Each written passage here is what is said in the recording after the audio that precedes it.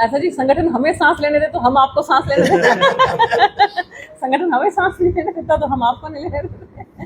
स्वागत है जी आपका। Thank you so much. जी जी जी। एक्चुअली वस्तुतः तो आज जो है मीटिंग ये था कि हमारी, क्योंकि नया संगठन बना है फतेहाबाद जिले का, और माननीय हमारे जिला अध्यक्ष प्रवीण जोड़ा जी ने अभी 2 दिन पहले ही जो है सभी पदाधिकारियों की बैठक ली थी पूरे जिले के। लेकिन मेरी थोड़ी व्यस्तता जो है वो हमारे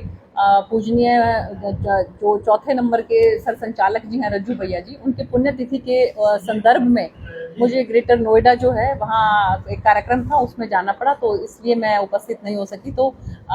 मुझे ये था मन में कि भी जो सारा नया संगठन बना है, तो हालांकि हम उसमें हमारे बहुत से पुराने साथी भी हैं, लेकिन बहुत से नए भी जुड़े हैं, तो उनके साथ एक अच्छी इंट्रोडक्शन हो जाए, सबके साथ मिलना जुलना हो जाए, तो इस संदर्भ में जो है मेरा यहाँ पर आना हुआ। और इसके साथ साथ रतिया में भी जो है आज बहुत जगह पर जाना हुआ, बहुत से सुख दुख में जाने का जो है मुझे, क्योंकि वहाँ पर कई जगह पर इस तरह की कई जैसे हमारा एक भाई जसपाल जो कि पत्रकार बंधु जो हमारा था, मेरे मन में बहुत दिन से पीड़ा थी कि मैं जो है वो जाके आऊँ और उनके परिवार से मैं मिली, और उनकी धर्मपत्नी से, उनके बच्चों से मैं मिली, और बहुत दिनों से मेरी तमन्ना थी कि मैं जो है जसपाल भाई के वहाँ पर जाऊँ, और मैंने पूरा विश्वास दिलाया है कि जो भी पॉसिबल हो पाएगा, क्योंकि अभी घर में कोई भी उनके जो है वो ऐसा नहीं है कि जिसकी कहीं कोई ना कोई रोजगार का कोई साधन हो। तो मेरी कोशिश रहेगी कि हम सरकार से बात करके जिस तरह की जो भी मदद हो सके उस भाई को हम करवा सकें। इसके साथ साथ जो भी समस्याएं, जन समस्याएं हमारी रतिया में थी, तो वो भी जो है उसके बारे में भी बहुत से हमारे जो वहाँ पर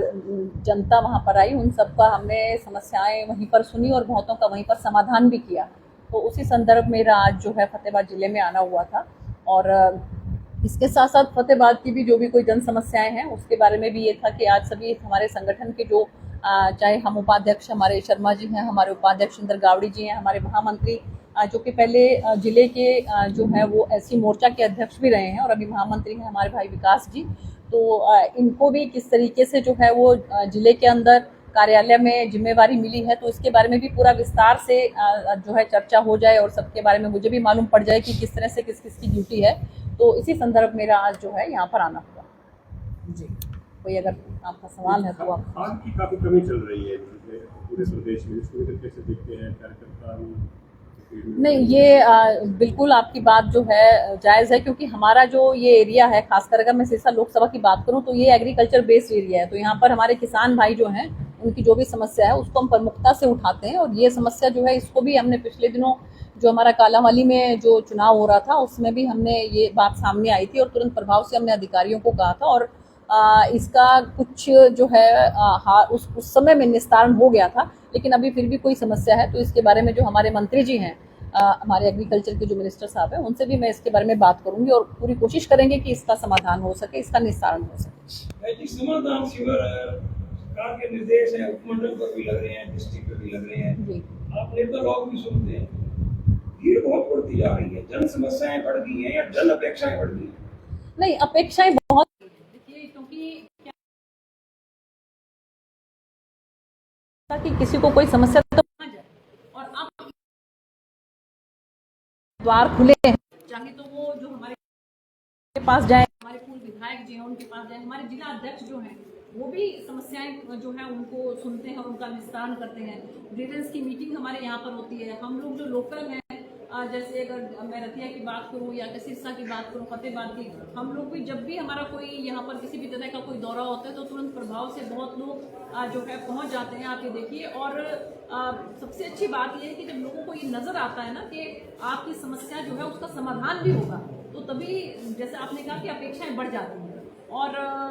मुझे लगता है कि अब जो एक पहले लोगों को लगता कि ऑफिस में जाना ही उनके लिए बहुत बड़ी बात होती थी और ऑफिसर्स उनके सुनते नहीं थे, लेकिन अब अगर हमारे जो भारतीय जनता पार्टी के जो लीडर्स हैं उनके पास अगर कार्यकर्ता जाता है कोई, या कोई जनमानस वैसे भी कोई जाता है अपनी समस्या को लेकर, तुरंत प्रभाव से अधिकारियों को कहकर उसका काम होता है, और इसलिए जो है लोग ज़्यादा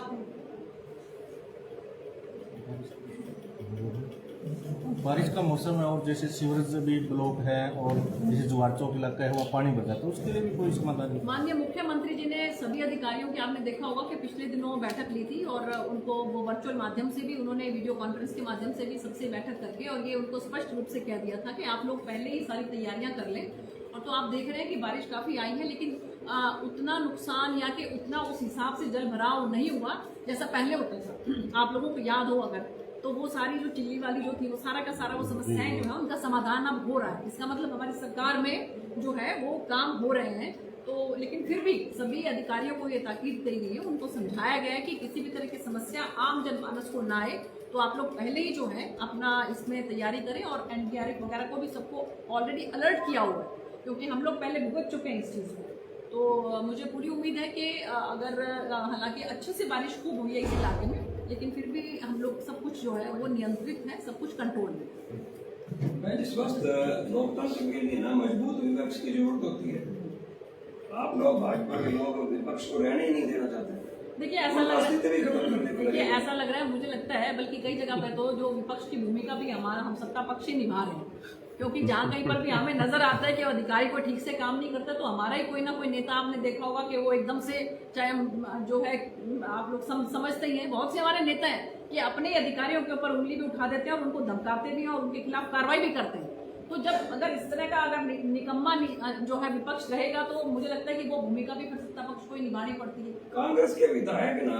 मुख्यमंत्री की प्रशंसा कर रहे हैं, भाजपा के सूर में सूर मिला रहे हैं। ये कोई सेटिंग है या वास्तव में आपका कोई पार्टी का जलवा है? बिल्कुल पार्टी का जलवा है। माननीय मुख्यमंत्री जी जो है उनका जलवा है और उनके जलवे की बदौलत ही हम तीसरी बार जो है वो सरकार बना पाए। पूर्व के मुख्यमंत्री माननीय मनोहर लाल जी जिस तरीके से उन्होंने बिना खर्चे बिना पर्ची का जो एक जो है नारा दिया और उसका जो लाभ हमारे युवाओं को मिला, तो उसका भी हमें बहुत ज़्यादा फायदा मिला। और अभी देखिए मैं रतिया में आज गई थी जैसे, और जब भी मेरा कभी रतिया में जाना होता है, आप विधायक को, वहाँ के प्रेजेंट विधायक को कहीं नहीं नजर आएंगे आपको, कहीं आप मुझे एक उनकी कोई बाइट दिखा दो,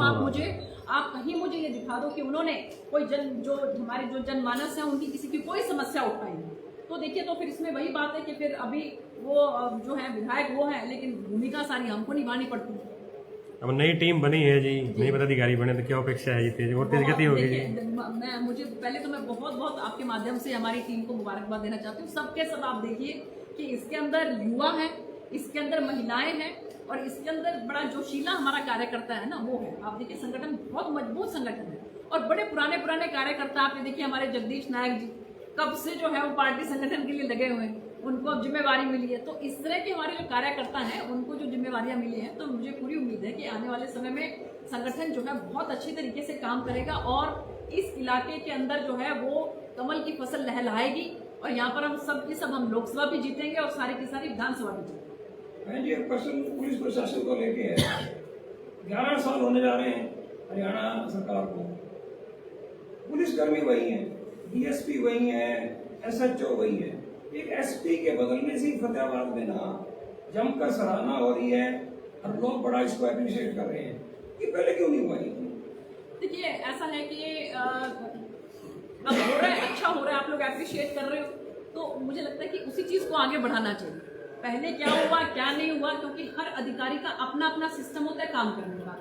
कोई जो है वो ऑफिस में बैठ के अच्छा काम कर सकता है, कोई फील्ड में निकल के अच्छा काम कर सकता है, हर किसी की अपनी अपनी एक्सपर्टीज होती है। तो जहाँ तक इन एसपी साहब की बात है, तो मैंने भी इस बात को नोटिस किया है कि बहुत अच्छा ये काम करते हैं, पब्लिक को बहुत अच्छे तरीके से सुनते हैं और जहाँ कहीं पर भी अपराध जो है वो नज़र आता है तो उसके खिलाफ बहुत सख्त कार्रवाई भी करते हैं। बल्कि एक दिन खास मैंने जो है इनको केवल और केवल इनको अप्रिशिएट करने के लिए ही फ़ोन किया कि मैं आज आपको सिर्फ इसलिए फ़ोन कर रही हूँ कि आप बहुत अच्छा काम कर रहे हैं। जैसे मैंने देखा कि जो कई इस तरह के सामाजिक तत्व जो है वो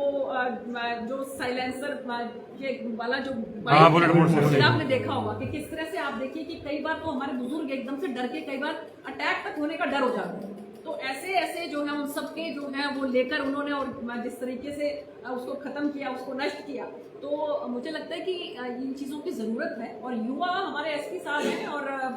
बहुत अच्छा काम कर रहे हैं और आगे भी करेंगे। बहन जी, जैसे आपने कहा, मैंने फोन करके उनकी कार्य प्रणाली की सराहना की है, तो क्या आप मीडिया के सामने ये प्रॉमिस करेंगे कि मुख्यमंत्री से सिफारिश करेंगे कि 1 साल कम से कम वो यहाँ बने रहे हैं?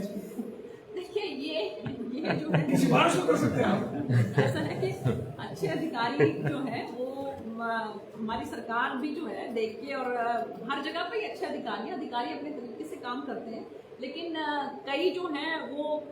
पब्लिक फिगर बन जाते हैं, पब्लिक जो है उनको अप्रिशिएट करती है, और कई जगह है कि वो लोग इतना ज़्यादा पब्लिक में नहीं आना चाहते, अपना काम करते हैं, मेहनत करते हैं, सब कुछ अच्छा करते हैं, लेकिन पब्लिक में नहीं ज़्यादा आना चाहते। तो मुझे लगता है कि हर किसी का ना अपना अपना सिस्टम है काम करने का। ऑफिसर सारे काम करने के लिए बने और अच्छा काम करते हैं। ठीक है जी, थैंक यू।